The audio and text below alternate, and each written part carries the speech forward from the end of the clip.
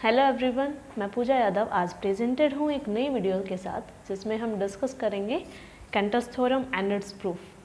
जैसे मैंने पिछली वीडियो में दो सेट्स डिफाइन किए थे, set of natural number that was countable and then its power set of natural number that was the uncountable set. तो मैंने बताया था कि set of natural number and power set of natural number are not similar. हम इनके बीच में कोई 1 1 2 function define नहीं कर सकते, इनकी कार्डिनलिटी सेम नहीं है। जैसा हमें पता है कि सेट ऑफ नेचुरल नंबर क्या है, एक इनफाइनाइट सेट है, देन इसका पावर सेट भी क्या होगा, एक इनफाइनाइट सेट होगा। तो दो इनफाइनाइट सेट्स के बीच में हम कैसे डिफ्रेंशिएट कर सकते हैं कि ये काउंटेबल है, दैट मीन्स ये छोटा सेट है and this one is the big one. क्योंकि फाइनाइट सेट में तो क्या होता है, हम नंबर ऑफ एलिमेंट्स गिनकर हम बता सकते हैं कि this set has more cardinality and this set has less cardinality. लेकिन इनफाइनाइट सेट में कैसे करें, क्योंकि उनमें नंबर ऑफ एलिमेंट्स को हम गिन नहीं सकते। देन हाउ कैन वी से कि इस सेट की कार्डिनलिटी ज़्यादा है और इस सेट की कार्डिनलिटी कम है, कि हम कैसे कंपेयर करें। तो इस प्रॉब्लम को सॉल्व किया था कैंटर्स थ्योरम ने। कैंटर्स ने बताया थ्योरम के अकॉर्डिंग हम बता सकते हैं कि इनफाइनाइट सेट को हम कैसे कंपेयर कर सकते हैं। So now discuss the Cantor's theorem. So according to this theorem, let a be any non empty set, a कोई भी नॉन एम्प्टी सेट है, then there can not exist onto function from A to power set of ए।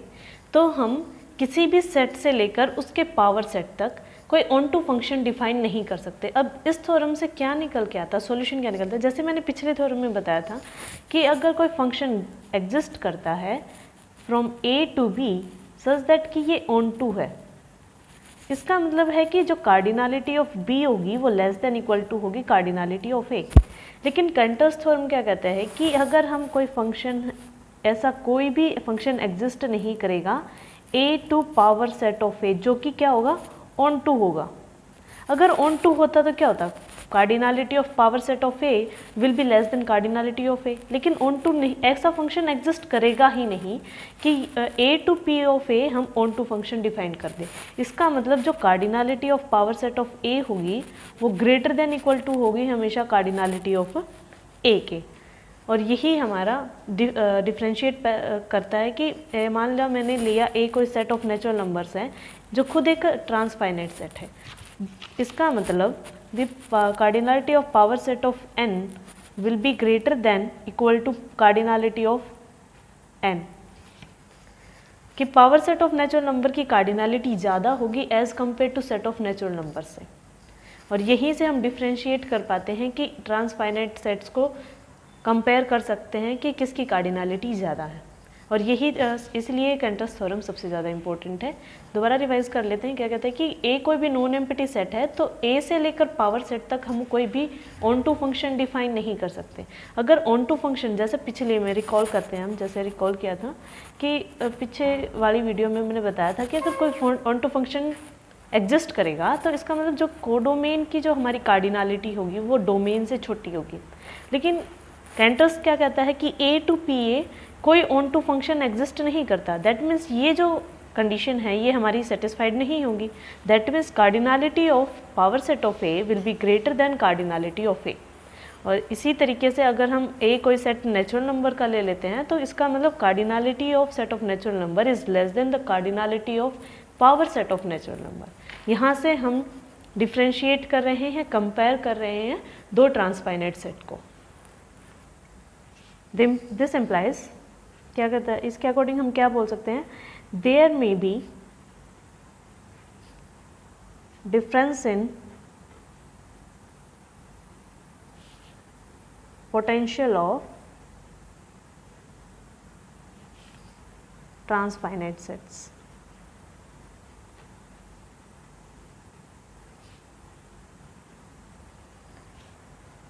इसीलिए हम बोल सकते हैं कि जो ट्रांसफाइनाइट सेट्स हैं उनका पोटेंशियल भी डिफरेंट हो सकता है, कि किसी का ज़्यादा पोटेंशियल और किसी का कम पोटेंशियल। और इसी के बेसिस पर कैंटर्स ने दो सिंबल्स प्रोवाइड किए। अभी तक हम क्या कर रहे थे कि अगर कोई एम्प्टी सेट है तो उसकी कार्डिनलिटी को 0 से डिनोट कर दिया, किसी में एक एलिमेंट है, सिंगलटन सेट है तो उसकी कार्डिनलिटी को 1 से डिनोट कर दिया। इस तरीके से हम क्या कर सकते हैं, 9 तक ले जा सकते हैं। 9 उसके बाद 0 1 0 10 11 तो ये सिंबल्स यूज़ कर रहे थे, ये सिंबल्स हैं, these are the symbols, just mere symbols, I am not saying the cardinality, these are the symbols, कि हम ये सिंबल्स यूज़ कर रहे थे। उसके बाद कैंटर्स ने ट्रांसफाइनाइट सेट की कार्डिनलिटी को डिनोट करने के लिए दो सिंबल्स दिए थे। फर्स्ट वन है अलिफ नॉट, इसको ऐसे डिनोट करते हैं, that is aleph naught. Second one is continuum, c से डिनोट करते हैं continuum, where alif naught is less than continuum and the cardinality of set of natural number is equal to alif naught। और कैंटर्स ने जो set of natural number की cardinality है उसको किससे डिनोट किया था, अलिफ नोट को। तो 10 सिंबल्स ये हैं, symbols, I am not saying the cardinalities, these are the symbols to express the cardinalities of the set. तो ये फाइनाइट सेट की कार्डिनलिटी को डिनोट करने के लिए तो ये सिंबल्स हैं हमारे पास। फिर ट्रांसफाइनाइट को कार्डिनलिटी डिनोट करने के लिए दो सिंबल्स ये हैं, that means we have 11 total 12 sorry 0 to 9 10 ये 11 and 12 symbols to denote the cardinality of finite and transfinite sets. तो यहाँ ये अलिफ नोट है, ये कंटिनम है, where cardinality of set of natural numbers is aleph naught and cardinality of power set of n is equal to continuum. हम यहाँ से अलिफ नोट और कंटिनम के बीच में भी रिलेशन बता सकते हैं। जैसे मैंने बताया था कि पावर सेट में कितने एलिमेंट्स होते हैं, 2 raised to power cardinality of the set. तो कार्डिनलिटी ऑफ n क्या है, अलिफ नोट, तो 2 raised to पावर अलिफ नोट किसके इक्वल होता है, कंटिनम के। तो एक अलिफ नोट और कंटिनम के बीच का रिलेशन है कि कंटिनम किसके इक्वल होता है, 2 raised to पावर अलिफ नोट के। नाउ एक हाइपोथेसिस है, कंटिनम हाइपोथेसिस के नाम से जानते हैं हम जिसे, उसके अकॉर्डिंग क्या कहता है कि अलिफ नोट एंड कार्डिनल, अलिफ नोट सबसे छोटा ट्रांसफाइनाइट कार्डिनल है, सबसे छोटा ट्रांसफाइनाइट कार्डिनल, सबसे छोटा फाइनाइट कार्डिनल तो क्या है 0, लेकिन सबसे छोटा ट्रांसफाइनाइट कार्डिनल जो कि सबसे छोटे ट्रांसफाइनाइट सेट को जो डिनोट करता है दैट इज अलिफ नोट, और सबसे बड़ा है कंटिनम। तो इस कंटिनम हाइपोथेसिस के अकॉर्डिंग ये हाइपोथेसिस क्या कहती है कि there is no transfinite cardinal between aleph naught and continuum. ये सबसे छोटा है अलिफ नोट, तो अलिफ नोट के बाद हमारे पास ऐसा कोई भी कार्डिनल नंबर नहीं है या ऐसा कोई भी ट्रांसफाइनाइट कार्डिनल नंबर नहीं है जो किसी भी ट्रांसफाइनाइट सेट की कार्डिनलिटी को डिनोट करता है। जस्ट अलिफ नोट के बाद हम कंटिनम को काउंट करते हैं, तो अलिफ नोट और कंटिनम के बीच में कोई भी ट्रांसफाइनाइट कार्डिनल नहीं है। हमारे पास दो ही ट्रांसफाइनाइट कार्डिनल नंबर हैं, that is aleph naught and continuum. इन दोनों के बीच में कोई भी ट्रांसफाइनाइट कार्डिनल एग्जिस्ट नहीं करता है। So this is the continuum hypothesis and Cantor's theorem. Now we will discuss about some about similarity of some sets, जैसे set of natural numbers similar है, सेट ऑफ इंटीजर्स के भी similar है, set of rational numbers के भी similar है। तो हम देखते हैं कि ये कैसे सिमिलर हैं, कौन सा फंक्शन है। फंक्शन तो हम खुद जनरेट कर सकते हैं लेकिन फंक्शन क्या होना चाहिए 1 1 on 2, क्योंकि सिमिलर सेट्स वही होते हैं जिन सेट्स के बीच में एक 1 1 on 2 फंक्शन हम डिफाइन कर सकें। सो अब देखते हैं सेट ऑफ नेचुरल नंबर्स कैसे सेट ऑफ इंटीजर्स के सिमिलर है, या n is similar to n cross n also. We can say Z is similar to Z cross Z, N is similar to Z. Then by transitivity we can say that N is similar to Z cross Z. So इस वे में हम बता सकते हैं कि कैसे ये set of natural numbers is similar to set of integers है। तो first one we take, so first one is हम देखेंगे कि set of natural numbers is similar to set of integers। तो एक function define कर लेते हैं हम n to z।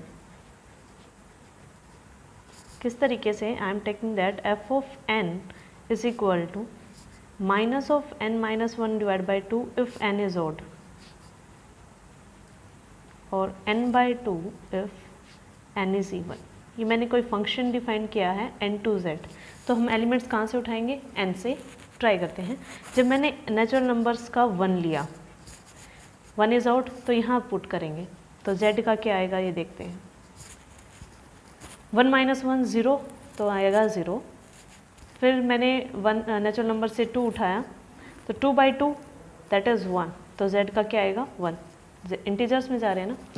Next one मैंने 3 लिया, 3 minus 1 2 divide by 2 1, that means -1 आएगा, हमारा आंसर आ गया -1। Now I am taking the 4, 4 belongs to even, तो 4 by 2 2।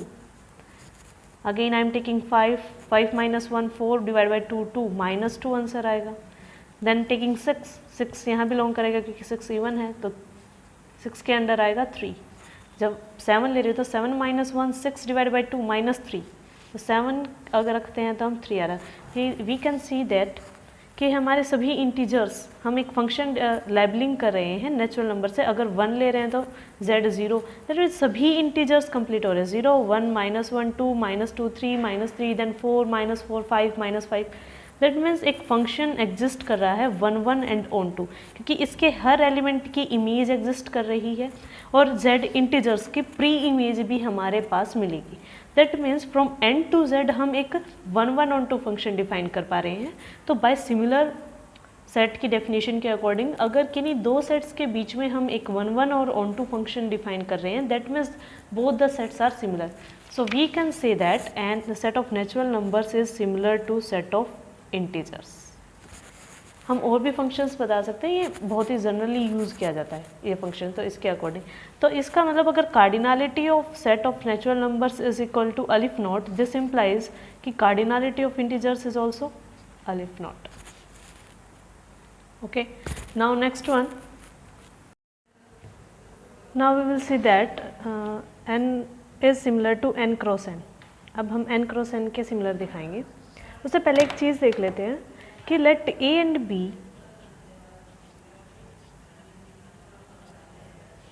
Are non empty sets. ये प्रीवियस कंक्लूजन्स के अकॉर्डिंग ही बता रही हूँ मैं।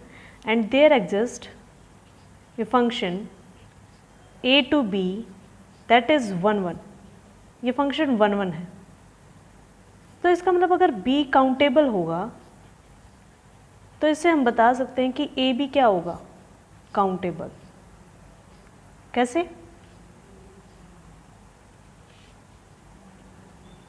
हमारे जो हमने पिछले सिमिलर सेट से पहले एक दो कंक्लूजन्स किए थे, उनके अकॉर्डिंग क्या था कि अगर a टू b कोई 1 1 फंक्शन एग्जिस्ट करता है, इसका मतलब जो कार्डिनलिटी ऑफ a होगी वो लेस देन इक्वल टू होगी कार्डिनलिटी ऑफ b के। दैट मीन्स अगर b काउंटेबल है तो इसका मतलब a की कार्डिनलिटी b से छोटी है, तो इसका मतलब a अनकाउंटेबल तो हो नहीं सकता, तो इसका मतलब a भी क्या होगा, काउंटेबल होगा।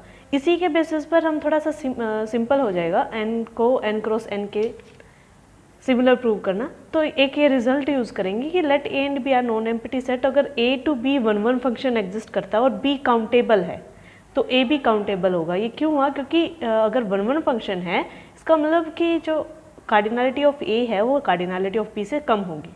अगर b काउंटेबल है दैट मीन्स a तो अनकाउंटेबल हो नहीं सकता, तो दैट मीन्स a काउंटेबल ही होगा, मतलब फाइनाइट होगा या फिर काउंटेबली इनफाइनाइट होगा। तो मैं एक फंक्शन डिफाइन कर रही हूँ f is such that n cross n to n define करूँगी और इस फंक्शन को मैं 1 1 प्रूव करना चाहूँगी। तो मान लिया मैंने फंक्शन डिफाइन किया इस तरीके से, f of m comma n is equal to 2 raise to power m into 3 raise to power n। ये मैंने क्यों लिया है? क्योंकि n क्रॉस n में कैसे एलिमेंट्स आएंगे, जैसे n हमारा क्या होगा 1 2 3 4 5 एंड सो ऑन। तो इसकी n की खुद के साथ ही कार्टेशियन प्रोडक्ट करेंगे तो हमारे पास क्या आएंगे 1 1 फिर 1 2 1 3 एंड सो ऑन, या फिर 2 से 2 1 2 का पेयरिंग सभी के साथ 2 2 2 3 and so on and up to यहाँ से जहाँ तक जितने एलिमेंट हम ले जा सकते हैं, जितने n में एलिमेंट्स होंगे हम उस तरीके से ऐसे पेयरिंग बना सकते हैं। तो मैंने इसलिए लिया है कि यहाँ पर ऑर्डर्ड पेयर का m and n is equal to 2 raise to power m into 3 raise to power n। ये क्यों किया है? क्योंकि ताकि मैं यहाँ पे इसमें एक नेचुरल नंबर्स का फॉर्म बना सकूँ, नेचुरल नंबर्स की फॉर्म बना सकूँ। क्योंकि यहाँ पुट करोगे, अगर मैंने मान लिया f ऑफ 1 1 पुट किया तो 2 की पावर 1 इंटू 3 की पावर 1 क्या आएगा 2 3 जा 6, या फिर मैं f ऑफ 1 2 पुट करूँगी तो 2 raise to power 1 into 3 raise to power 2, मतलब 2 इंटू 9 18 आ जाएगा। इस तरीके से क्या हो रहा है कि हर एलिमेंट की इमेज डिफरेंट आ रही है। हम इसे प्रूव भी कर सकते हैं कि ये 1 1 है कि नहीं है। तो क्या होगा, मान लिया let F of M N, कोई किसी एम एन नंबर की जो इमेज है इक्वल है एफ ऑफ आर एस के। मैं कुछ और फंक्शंस भी ले सकती हूँ और भी प्राइम ले सकती हूँ इनकी जगह। तो एफ ऑफ एम एन क्या होगा, this implies 2 raise to power m into 3 raise to power n is equal to 2 raise to power r into 3 raise to power s। ये लिख सकते हैं, this implies 2 raise to power m divide by 2 raise to power n is equal to 3 raise to power s divide by 3 raise to power, sorry यहाँ r आएगा n। इसको लिख सकते हैं 2 raise to power m minus r is equal to 3 raise to power s minus n। अब 2 की कौन सी power 3 की पावर के इक्वल हो सकती है? दिस इज ओनली द 0, क्योंकि 2 रेज टू पावर 0 भी 1 होता है और 3 रेज टू पावर 0 भी 1 होता है। This implies we can say that m minus R किसके इक्वल होगा, 0 के, और s माइनस n भी किसके इक्वल होगा, 0 के। यहाँ से हम बोल सकते हैं m is equal to r and s is equal to n। m is equal to r, s is equal to n। तो हमारे क्या आ गया, m कोमा n जो ऑर्डर्ड पेयर है इक्वल आ गया r कोमा s के, सॉरी यस। तो दिस इम्प्लाइज फंक्शन क्या हो गया, फंक्शन इज 1 1। इमेजेस इक्वल हैं 1 1 फंक्शन के अकॉर्डिंग। अगर इमेजेस इक्वल हैं दैट मीन्स एलिमेंट्स भी इक्वल होंगे, तो 1 फंक्शन कैसा हो जाएगा, 1 1। तो आई हैव प्रूव दैट जो फंक्शन मैंने n cross n to n लिया था वो फंक्शन कैसा है, 1 1 फंक्शन है। अब n क्या है, काउंटेबल है। तो हमारी पिछली जो थ्योरी थी जिसके अकॉर्डिंग मैंने बताया था कि a टू b अगर 1 1 फंक्शन एग्जिस्ट करता है और b काउंटेबल है। अब यहाँ पर हमारा n काउंटेबल है, तो हमारा a भी क्या होगा, countable. This implies n cross n भी क्या होगा, काउंटेबल, इज ऑल्सो काउंटेबल। अब काउंटेबल होने के लिए हमारे पास दो चीज़ें थी कि या तो सेट फाइनाइट हो या फिर सेट काउंटेबली इनफाइनाइट हो। काउंटेबल के अकॉर्डिंग क्या था, या तो सेट काउंटेबल फाइनाइट हो या फिर काउंटेबली इनफाइनाइट हो, लेकिन ये सेट फाइनाइट तो है नहीं।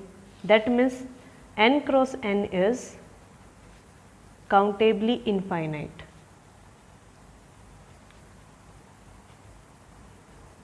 और जो काउंटेबली इनफाइनाइट है, this implies n cross n is similar to n. So we can say cardinality of n cross n is aleph naught. और यहाँ पे देखो cardinality of n cross n मतलब cardinality of n cross n, aleph naught cross aleph naught is equal to aleph naught square. इस तरीके से हम बोल सकते हैं aleph naught square is equal to aleph naught. So this is the all about कि n cross n is also similar to n.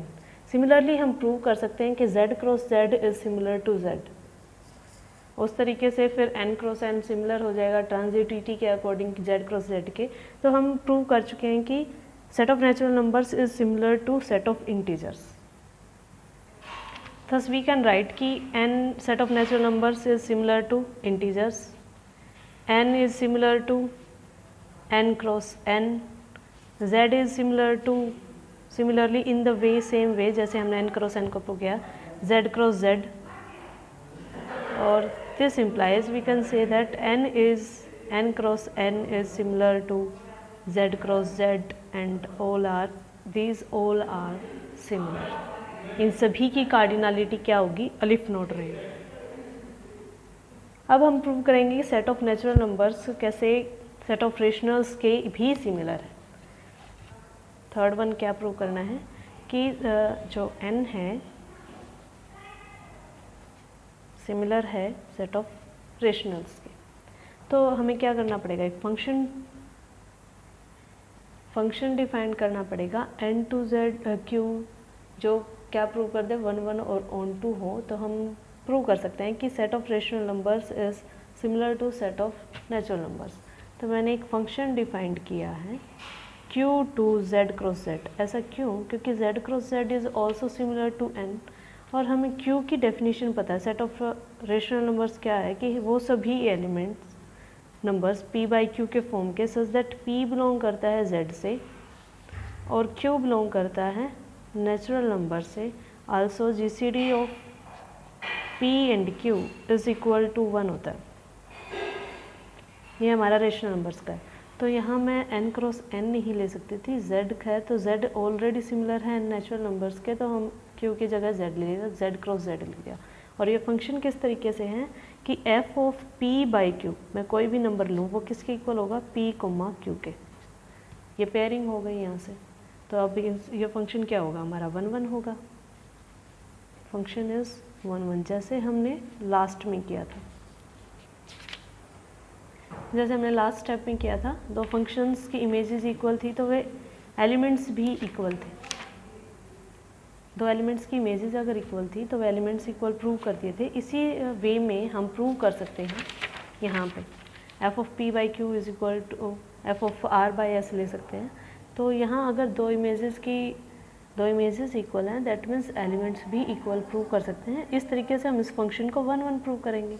और वही पिछली थ्योरम के अकॉर्डिंग कि अगर a to b 1 1 function define कर रहे हैं और b काउंटेबल है that means a is also countable, और हमारा z क्रॉस z क्या है, काउंटेबल है। This implies q is also countable.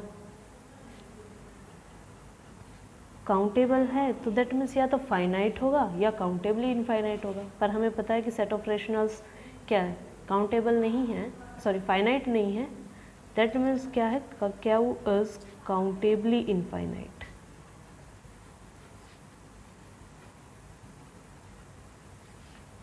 दोबारा देख लो, एक फंक्शन डिफाइन किया है, ये p by Q rational numbers की डेफिनेशन है कि हमें p बाई क्यू के सभी नंबर्स p बाई क्यू की फॉर्म के where p belong to integers and q belongs to, तो मैं z क्रॉस n भी ले सकती थी। तो n सिमिलर है z के तो मैंने z क्रॉस z ले लिया। तो f of p by Q is equal to some ordered pair p comma q, तो ये फंक्शन को मैं 1 1 प्रूव कर सकते हैं। तो अगर ये 1 1 फंक्शन है दैट मीन्स अगर q ये काउंटेबल है तो that means q is also countable. तो q काउंटेबल हो गया। काउंटेबल है तो इसका मतलब या तो ये फाइनाइट सेट होगा या फिर काउंटेबली इनफाइनाइट होगा, लेकिन set of rational number finite नहीं है दैट मीन्स ये क्या होगा, काउंटेबली इनफाइनाइट। अगर काउंटेबली इनफाइनाइट है that means q is similar to set of rational number. तो हम बोल सकते हैं जो कार्डिनलिटी है q की, सॉरी रेशनल नंबर्स की, वो भी क्या होगी हमारी aleph naught. Similarly we can prove all that we want कि काउंटेबल है कि नहीं है। अगर फंक्शन 1 1 ऑन टू फंक्शन हम डिफाइन कर सकते हैं, या फिर इस थ्योरम के बेसिस पर कि अगर 1 1 फंक्शन हम डिफाइन कर पा रहे हैं तो एक सेट अगर कोडोमेन अगर काउंटेबल है तो डोमेन भी काउंटेबल होगी। हम प्रूव कर सकते हैं कि सेट क्या है, सिमिलर्स हैं, n के सिमिलर दिखा सकते हैं। अब कुछ अनकाउंटेबल सेट्स की बात कर लेते हैं। जैसे सेट ऑफ रियल नंबर्स हमारा क्या है, अनकाउंटेबल सेट है। Set of real numbers is an uncountable set.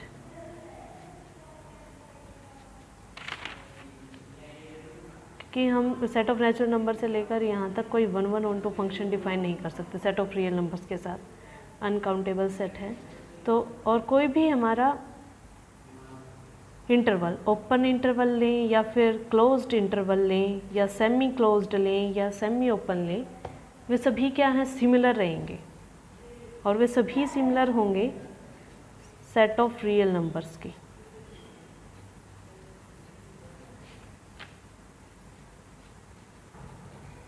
ये सभी सिमिलर हैं सेट ऑफ रियल नंबर्स के। ये सभी भी क्या है, काउंटेबल है, क्योंकि देखो ये अनकाउंटेबल सेट है, इसमें ए और बी बिलोंग नहीं करता। अगर किसी अनकाउंटेबल सेट में 2 एलिमेंट और जोड़ दिए तो भी क्या होगा, वो अनकाउंटेबल ही रहेगा, या एक एलिमेंट कम कर दिया तो भी क्या रहेगा, अनकाउंटेबल ही रहेगा। तो इनमें कोई डिफरेंस नहीं है। तो ये सारे इंटरवल क्या हुए, R set of real numbers के सिमिलर रहते हैं। या फिर मैं कोई डिफरेंट इंटरवल ले लेती हूँ, सी कोमा डी, ओपन लूँ, क्लोज लूँ, वट एवर। जैसे मैं बोल सकती हूँ कि open interval 0,1 is similar to close interval 0,10⁻1000। इसके सिमिलर है। जितने एलिमेंट्स 0 to 1 हैं उतने elements 0 to 10⁻1000 whatever we want, कितना भी बड़ा अनकाउंटेबल सेट हम बनाना चाहें, तो इनके नंबर ऑफ एलिमेंट्स, इनके बीच की इनकी कार्डिनलिटी क्या है, सेम है। ये सभी क्या है, अनकाउंटेबल सेट है। और एक तो मैंने power set of natural numbers, वो तो हमने देख ही लिया था कैंटर्स थ्योरम से, ये क्या है, अनकाउंटेबल सेट है। सो this was all about the countability of set and Cantor's theorem. Here we can say that we have completed the set theory, some basics about the set theory. अब आगे हम कुछ new topic start करेंगे. Here I have completed about all that the countability of set, similar set, equal sets, whatever be should be known. So I think आपको अच्छे से समझ आया होगा. So thank you.